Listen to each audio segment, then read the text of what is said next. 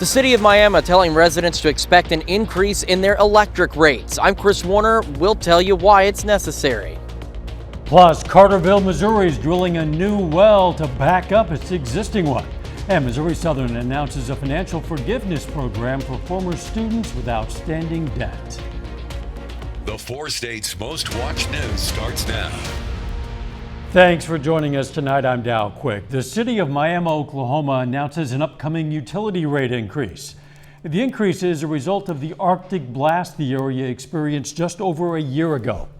KOAM's Chris Warner spoke with city officials about the rate hike. The February 2021 winter storm was significant for our area. It put a massive strain on utilities, causing increased costs for them. Those costs are progressively being passed on to customers. In the case of Miami, the city buys its power from the Grand River Dam Authority. Now, GRDA is passing the cost of last year's winter storm to Miami and the other communities it serves. The cost for Miami is $2.7 million, leaving the city looking for a way to pay back the debt. We knew if we tried to pay it back in too short of a term, that could be a fiscal impact to everyone. So the plan that we've been talking about here at the city and the council's been weighing over is about a 3-year term payback. City Manager Bo Reese says the city will pay the full amount up front. In order to achieve the 3-year term, the city will recoup the cost by increasing utility rates by $5 per every 1,000 kilowatt hours. So our customers could see about a $5 increase on their bill on average. Those that use more on average will see a few more dollars than that. That's caused a number of citizens to take to social media saying their bills are too high as it is. Reese says Miami's electric rates are actually very competitive. The problem we see in Miami is, of course, we provide many other utilities, from sewer and solid waste pickup and water. And when you compound all of those on a single bill and see that amount, it looks very high. Now you've got to know that you got to drill down into your bill and really look at the per cost, what you're paying for each type of utility. The city says paying the debt up front and recouping the cost from customers ultimately saves the city money, as the alternative would be the city getting a loan to cover the cost, which comes with interest. In Miami, Chris Warner, KOAM News. Reese says if residents are having difficulty paying their bills, there are options available. The city works with charitable organizations to help with bill payments. The city offers a bill averaging program to help as well. Also, during the winter storm last year, the city of Carterville, Missouri's well pump failed. That pump was damaged beyond repair and replaced with a new pump, and now the city plans to drill a new well. This groundbreaking ceremony was held today in the Georgetown neighborhood of Carterville, where the new well will go. Officials say it'll improve water pressure and serve as a backup for the city's other well. Yeah, I know it was, groundbreaking in a small town, but we take great pride in that we're able to accomplish this after a lengthy period of time, that this has been ongoing for a number of years. And I'm so glad to see it starting today, officially. The well is being financed with bonds that voters approved in 2009, so there won't be any tax increases or direct costs to residents. Cold and wet out there, Doug Heddy. Yeah, it's been a chilly day for us today. Temperatures struggled to warm up. We've had the clouds, kind of on and off showers and drizzle throughout the day into the evening hours. Only 41. That's all we could get. 38 is our low. Normal high is 62 degrees for this time of the year. And you can see the showers kind of rotating through southwestern Missouri throughout the evening hours. Another little batch kind of getting going out across southeastern Kansas. So kind of in and out of the showers and the drizzle as we go through the rest of the evening hours. How long will this stick around? We'll look at that here in just a bit. See you then. Joplin firefighters this afternoon battled this house fire near Murphy and Richmond. Firefighters say the man who owns this home has been taken to a burn unit of a hospital in Springfield with non-life-threatening injuries. Firefighters were called to the scene late this afternoon. They say the fire began in an attached garage, then spread to the home. Federal authorities have charged a Grove, Oklahoma man and his 2 sons for a 2019 murder in Delaware County. James Buzzard and his sons Dakota and Cody are charged with first-degree murder. Authorities say they waited for Jerry Tapp to get home from work, then shot him multiple times, killing him in his front yard in August of 2019. You can read more about this case on our website. Of course, that's KOAMnewsnow.com. Authorities have released an autopsy report on a Miami, Oklahoma man who was stabbed to death last August. The report indicates 37-year-old John Uran was stabbed 16 times in the torso, neck, and head outside his sister's home in Ottawa County. Investigators say Uran and suspect Travis Johnson had been arguing about a cell phone when the stabbing occurred. Officers arrested Johnson a short time later. He remains in the Ottawa County Jail charged with first-degree murder. The Oklahoma House has passed a bill prohibiting doctors from performing abortions in the state. The ban would be enforced through private civil actions in which any private citizen is entitled to collect at least $10,000 if they bring a successful lawsuit against someone who performed or helped a woman obtain an abortion. Opponents have condemned the enforcement mechanism as a bounty. The bill now heads to the Oklahoma Senate, which passed a similar abortion ban earlier this month. Missouri Southern is launching a financial forgiveness program for students who previously left their degree program at Mssu. The new program offers incentives for students with past due balances from the fall semester of 2021 or before, but never finished their degree. When eligible students complete at least 6 credit hours in the upcoming fall semester and pay for that semester, their previous debt will be removed. Having a college degree opens up a lot of opportunities for students in most cases, and eliminating the barrier for some that they have with the previous balance. This is just a great benefit and a great opportunity for them to come back to school and finish what they started with us here at Southern.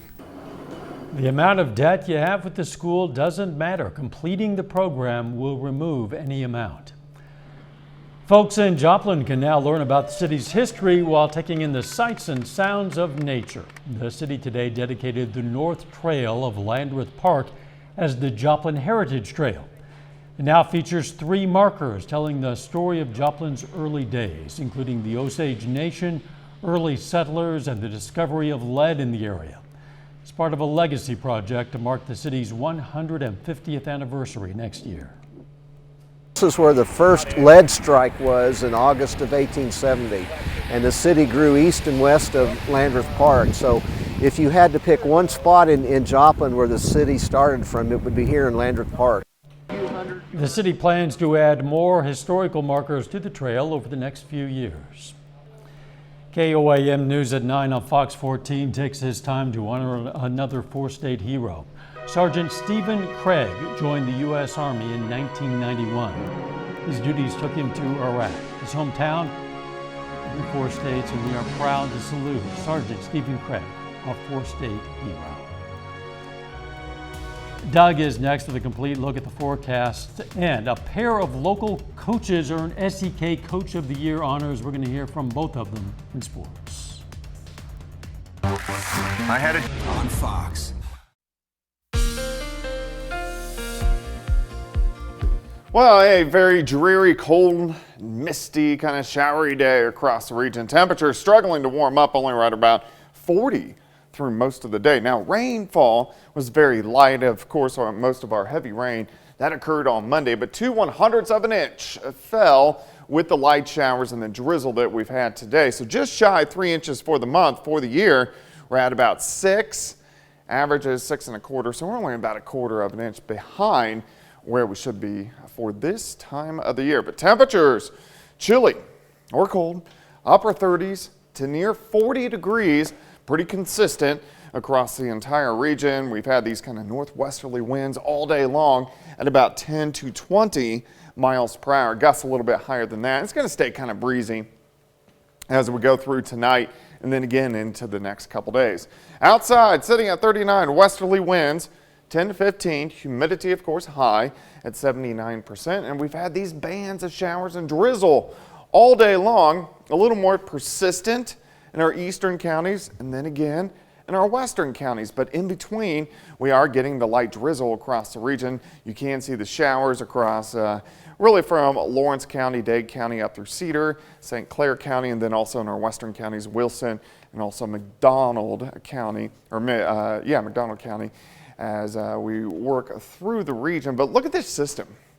It's just such a slow mover. It's slowly spinning right on top of us. Big area of low pressure right out across northeastern parts of Missouri, but it's slowly working away from us. So we still have the clouds, we still have the showers that we have to deal with tonight, and then again as we go into the daytime hours for us tomorrow.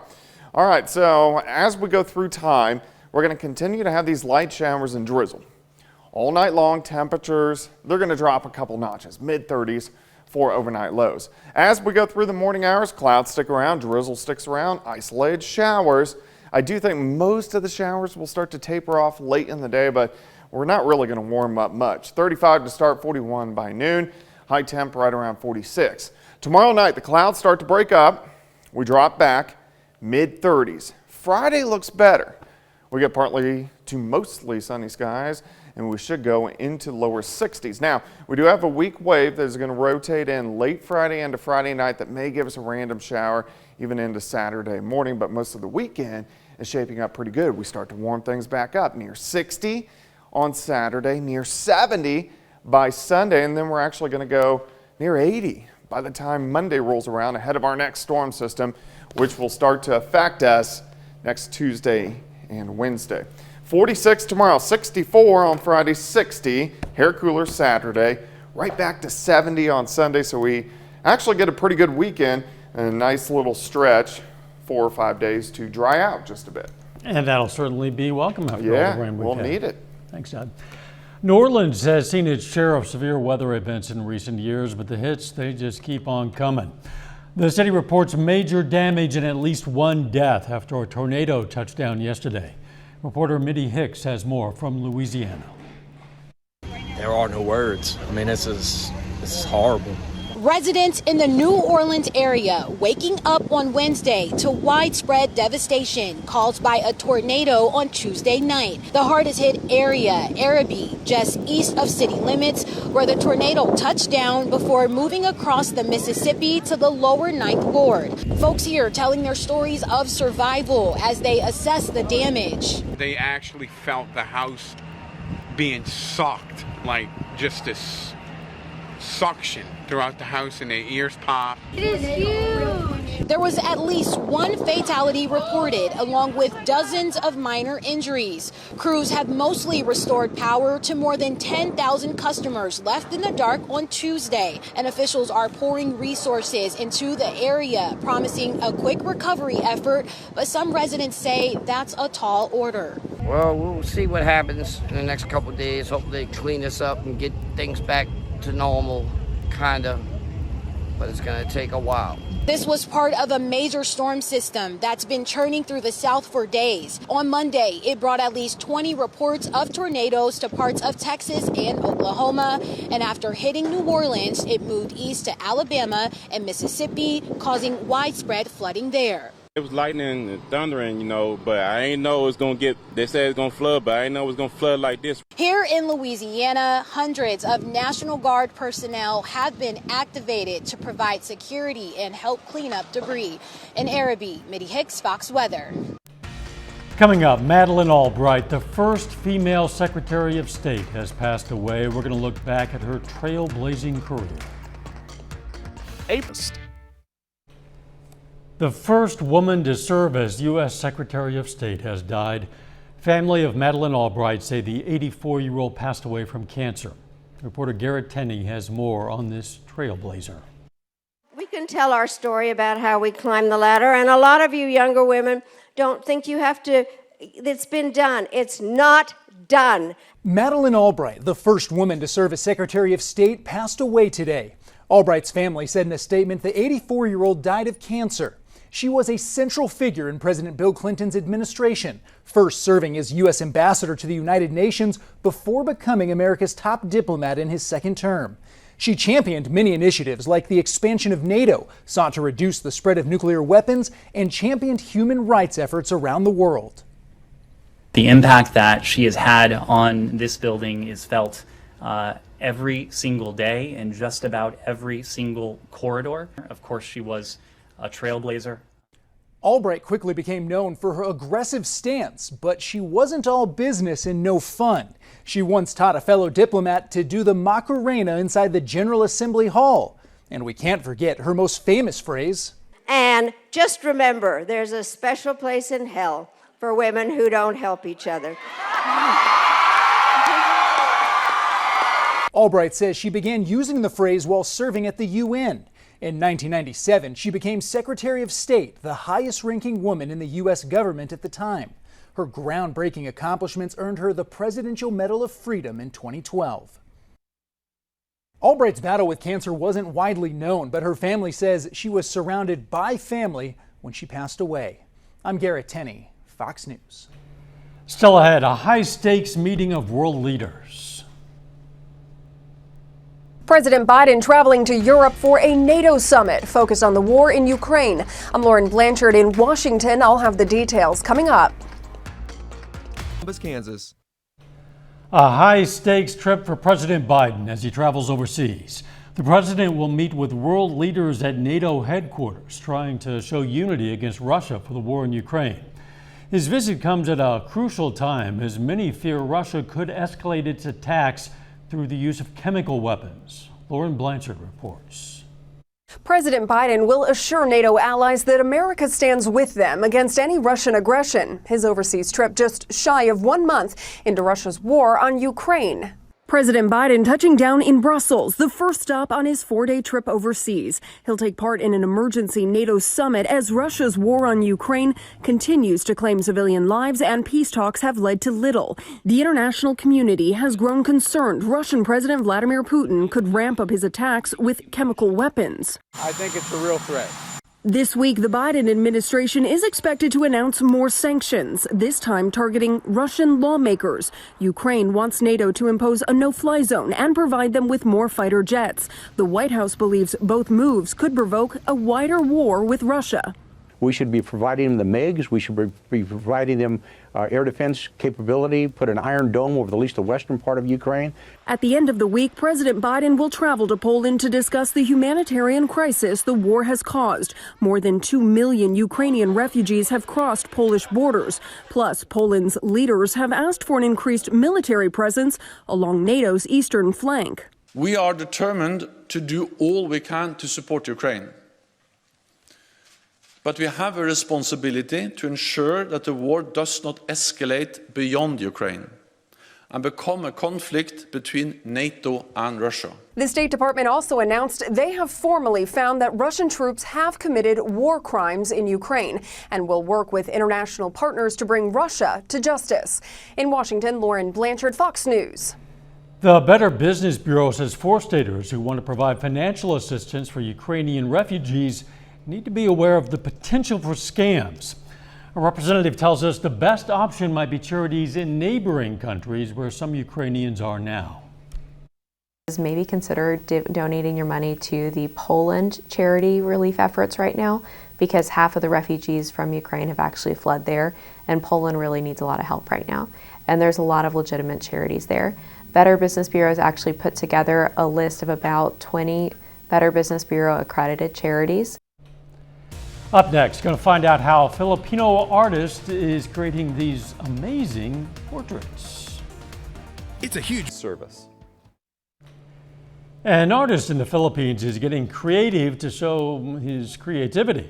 Jasoni Garcia is a self-taught artist who usually draws with pens, but he's making his name through portraits using his hair. Yeah, this is done with his hair. Garcia owns a salon with his sister, so cutting hair is nothing new to him. He started with his craft by making self-portraits and eventually moved on to portraits of his favorite actors and musicians. Remarkable. 30 more minutes of news, weather, and sports coming your way. A youth pastor bikes 240 miles in 2 days to raise money for area kids. Judge Ketanji Brown Jackson appears before the Senate Judiciary Committee for her final round of questions in her Supreme Court confirmation hearing. I'm Mallory Rivera in Washington with what she was pressed on coming up. Joplin Public Library is helping people relax, wind down a little. They're offering take-home kits for mini Zen gardens. March is themed around gardening for the library, and organizers say it's a way to get adults involved. Yeah, take-home kits for the adults are just a way of us connecting with some of the kind of what we're trying to do in the adult programming side of things here at the library in general, which is to do what we've been doing for years with children and with teen programs, which is to connect people with these resources that they might not be aware that the library offers and provides. Gardens are available only while supplies last, and most were claimed today.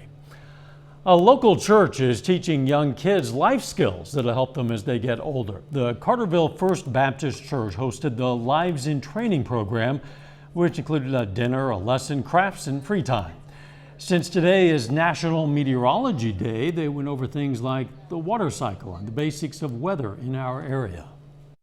Gets them outside, it gets them to be aware of their surroundings. They can learn what the clouds do and what the rain is for. And today we went over how old it was, you know, just that water's been around for a while, and just helps them know, you know, how things happen outside. The church will host another event next Wednesday themed around manta rays. A youth pastor put the pedal to the metal to support area kids. Jeremiah Johnson is the lead pastor for Grace Point Church in Georgetown, Kentucky. This week, he's been biking 240 miles around Missouri to raise money for a youth conference with area kids. He rode 120 miles on Monday from Clinton to Jeff City, then another 120 miles yesterday from Jeff City to near St. Charles, Missouri. Because I'm doing it for Jesus, I'm doing it for young people, I'm doing it for even I have two twin boys that are sitting around. I said, boys, I want to show them what it's like to be a finisher. I want them to see, like, hey, my dad, when he does something, when my dad says he's going to do something, he does it. So there's just so many elements that come along with it. This is Johnson's second time biking that 240-mile journey. Ford has issued a recall for some of its trucks and SUVs because of a brake fluid leak. According to the National Highway Traffic Safety Administration, close to 200,000 vehicles could potentially be affected. They include F-150s from 2016 to 2018, Expeditions from 2016 and 17, and Lincoln Navigators from 2016 and 17. At least 4 low-speed accidents have occurred because of the issue. No injuries have been reported. Evidence continues to mount that organ transplants from donors who had a past COVID-19 infection are safe. Italian researchers also say doctors can consider organs from donors with active infections, provided they showed no COVID-19 symptoms and died from other causes. President Biden's Supreme Court pick, Judge Ketanji Brown Jackson, is back on Capitol Hill for another round of questioning in her confirmation hearing. Reporter Madeleine Rivera is in Washington with more. On her third day before the Senate Judiciary Committee, Judge Ketanji Brown Jackson was once again pressed on whether she had been too lenient when sentencing child porn offenders. You think it is a bigger deterrent to take somebody who's on a computer looking at sexual images of children in the most disgusting way is to supervise their computer habits versus putting them in jail? No, Senator, I didn't say versus. That's exactly what you said. It's one of the testy exchanges in a hearing that has also featured other hot-button issues, like abortion, critical race theory, and court packing. We can't get an answer on court packing from her. Justice Ginsburg was against court packing, said that 9 was the right number. While Republicans have been frustrated, calling her answers evasive and unclear, Senate Democrats are praising her performance. Judge Jackson affirmed that she will approach her role on the Supreme Court with prudence, a respect for precedent. Optimistic she'll make history as the first African-American woman on the nation's highest court, if all 50 of their members can stick together, with Vice President Kamala Harris casting the tie-breaking vote. And you will become a member of the U.S. Supreme Court. Democrats say Jackson's hearing offers a preview of Republican talking points ahead of the midterm elections, with the Democrats at risk of losing both of their majorities in Congress. In Washington, Malda Rivera, Fox News. A bit later, most of the world not meeting air quality standards. A new report says global air quality is getting worse. I'm Michael George with why pollution is hanging over some U.S. cities. Miami, Oklahoma. Definitely a dreary day outside for us today. Temperatures struggling to warm up as we only made it to about 40 during the afternoon. We've had the clouds on and off, light little showers and drizzle all day long, all evening. We're going to continue to see this tonight. Not a ton of rain, only 2/100ths of an inch. We are just shy of 3 inches for the month. For the year, about 6. And average is 6 1/4, so we're pretty close to where we should be so far in 2022. It is chilly, upper 30s across the region, Kansas, Missouri, and then once you get into Oklahoma, you do get a little bit warmer into lower 40s right now. It is still kind of windy. We have these northwesterly winds at about 10 to 20, kind of ushering in a little bit cooler air, but it's going to stay kind of breezy as we go through the rest of the evening into the overnight hours. 39 westerly winds at about 10. Humidity is at 79%. We continue to get these light showers which are rotating through. Now where you see the rain picking up on the radar, a little persistent light showers kind of in between this batch. We're just getting light drizzle, but that's what we're going to see as we go through the overnight hours. A little heavier in our western counties, a little heavier in our eastern counties, and then drizzle through the middle. But this whole storm system wrapping up, it's very slow. It's a very slow mover. We have one area of low pressure out across parts of Illinois, another little wave down in northern parts of Texas. So these two are kind of pivoting around each other and slowly working out of here. So we've dealt with this system for 3 days. We have one more day to go, and then finally we'll be able to kick it on out of here. Clouds, drizzle, isolated showers for us tonight into tomorrow morning. Temperatures drop back mid-30s. Clouds, drizzle, light showers through the morning hours, mainly just clouds during the afternoon, but temperatures still kind of struggling to warm up. 35 to start, 41 by noon. High of only 46. Westerly winds 10 to 15, kind of switching to the northwest late in the day. Clouds start to break up tomorrow night, kind of chilly, mid-30s for overnight lows, and then Friday, partly sunny skies. We have a weak wave that will try to roll in late in the day into the overnight hours. That may give us a random shower, but at least it's better. We go into the mid-60s for highs, and then with that weak little wave passing through, just a few notches cooler by the time we head into Saturday. But Saturday still looks pretty good. Partly sunny, high temps near 60. We warm up on Sunday, upper 60s to near 70, upper 70s to near 80 by the time Monday rolls around. Then we got to watch chances for showers and thunderstorms increasing late Tuesday, Tuesday night into Wednesday with our next storm system that will work right on in. 46 tomorrow, 64 on Friday, 60 Saturday, 70 on Sunday, near 80 on Monday and Tuesday. Really, temperatures, once we get into the weekend, are shaping up pretty good. Yeah, and it's nice that coincides with the weekend. Yeah, absolutely. All of us can get out and enjoy it. Thanks, Doug. Coming up in sports, Kansas City Chiefs part ways with one of the best receivers in the NFL. Plus, Pitt State Gorillas look for new leaders in the backfield as they begin spring practice. Jacob Leonard has that and more up next. Fox. The Kansas City Chiefs parted ways with one of the best receivers in the NFL today. Kansas City has agreed to send Tyreek Hill to the Dolphins in exchange for 5 draft picks over the next 2 years. Now the Chiefs get a first-round pick, second-round pick, and a fourth-round pick this year, and a fourth and a sixth next season in exchange for Hill. He's one of the best to ever do it in Kansas City. He made the Pro Bowl in all 6 seasons since he was drafted. Last season, he had a franchise record 111 catches, picking up 1,200 yards and 9 touchdowns. Now, after the deal was complete, Hill agreed to a 4-year, $120 million extension, making him the highest-paid receiver in NFL history. The Pittsburgh State Gorillas are in their first week of spring practice. The Gorillas are coming off an 8-3 season and are in their second full season under head coach Brian Wright. We're talking about running backs today. Pitt State lost a couple leaders in the backfield in Tyler Adkins and Tucker Horak. They do return sophomore Caleb Lewis. As a freshman last season, Lewis ran for 522 yards and 3 touchdowns.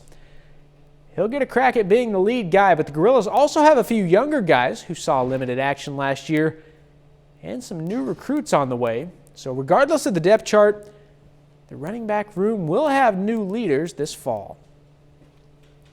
Obviously, we've got Caleb coming back and Noah Hernandez coming back that's played for us.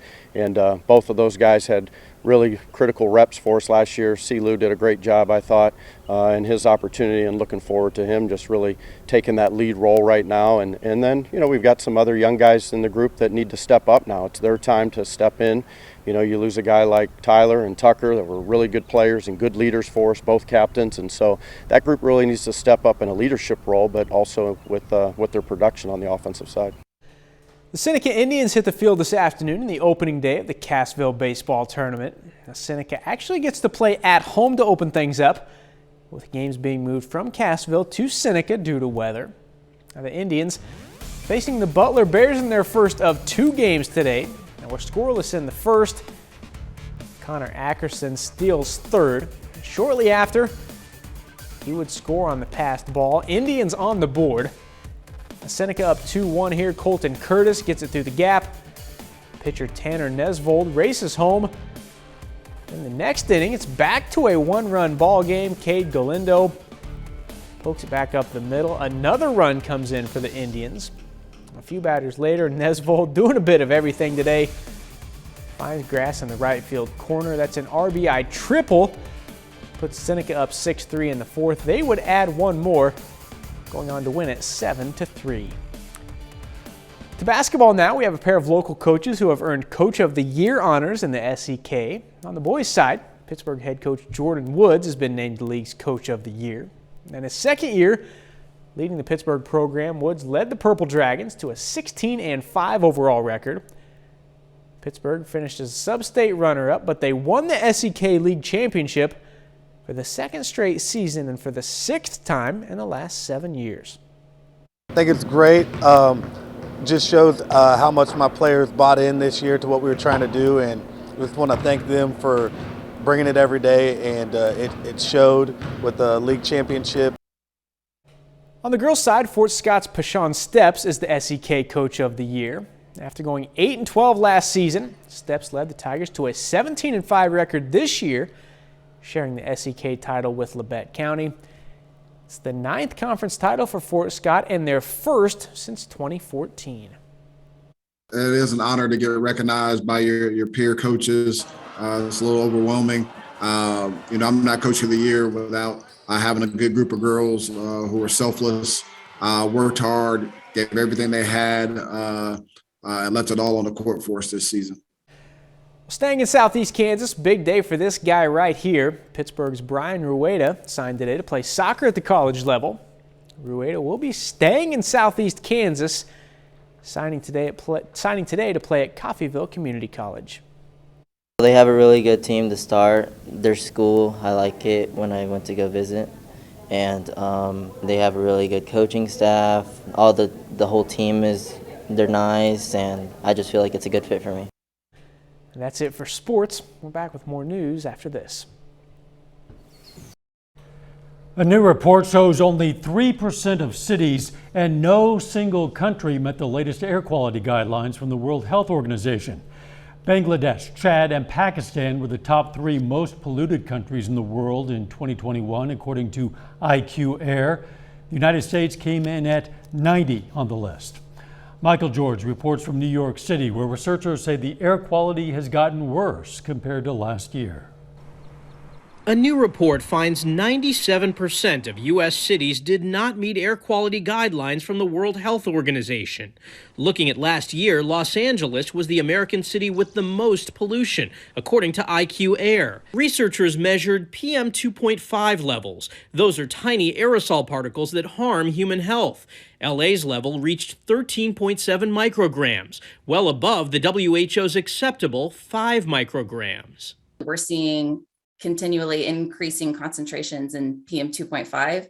And in several of the most populated cities in the United States, we're actually back to pre-pandemic levels. The report blames the poor air quality on the increasing severity of wildfires, along with fossil fuel combustion and vehicle emissions. Chicago is the second most polluted U.S. city, followed by Atlanta, Dallas, and Philadelphia. While Los Angeles has the worst pollution, the report says it's getting better, mostly because the worst wildfires were in Northern California in 2021. New York City is number 8 on the list. Pollution here got worse this year, in part due to the western wildfires. The California wildfires with smoke plumes really traveling across the country and making it all the way to the East Coast. The report estimates air pollution was responsible for 230,000 premature U.S. deaths in 2020, causing and aggravating diseases including cancer and asthma. I don't think people are willing to give up their big cars and their airplane rides off to nowhere just to get away for a weekend. Experts say we need to do more to restrict emissions, and people should check the air quality daily and consider it when making outdoor plans. Only the territories of Puerto Rico, the U.S. Virgin Islands, and New Caledonia met the WHO guidelines. Coming up, headliners announced for this year's CMT Music Awards. CMT Music Awards recruits country superstars to perform. David Spade lands his first Netflix special and more. Here's Fox's Ashley Dvorkin with the latest from the Hollywood Nation. Carrie, party of 3. Bradshaw gets another chapter. Ricci rejoins a creepy family. And country superstars take the stage in the Hollywood Nation. Half of my high school fell in love. The 2022 CMT Music Awards revealed its first round of performers. And it includes some of country music's biggest names. Co-host Kelsey Ballerini, leading nominee Kane Brown, Luke Combs, and Miranda Lambert are among the lineup performing during the fan-voted ceremony. The event airs live from Nashville on CBS April 11. May I have the salt? Christina Ricci is heading back to the Addams Family. According to Deadline, she has joined the cast of Netflix's upcoming live-action series Wednesday to play a new role. Details about her character are being kept under wraps. Ricci played Wednesday Addams in the 1990s film franchise. David Spade is bringing more laughs to Netflix. The actor-comedian announced his first comedy special for the streamer called Nothing Personal, premiering April 26th. Spade starred in the Netflix films The Wrong Missy and The Do-Over. What about you, Carrie? And just like that, it's another round of Cosmos. HBO Max renewed its Sex and the City revival for a second season. Carrie, Miranda, and Charlotte will be back to navigate life and love in the Big Apple. Sarah Jessica Parker, sharing the news on her socials, thanked the audience for their return, saying, "You are our heartbeat." And just like that. In Hollywood, Ashley Dvorkin, Fox News. And that's our time for tonight. Thanks for joining us. We're going to leave you with a video of manatees at the Georgia Aquarium. Let's make it a great tomorrow.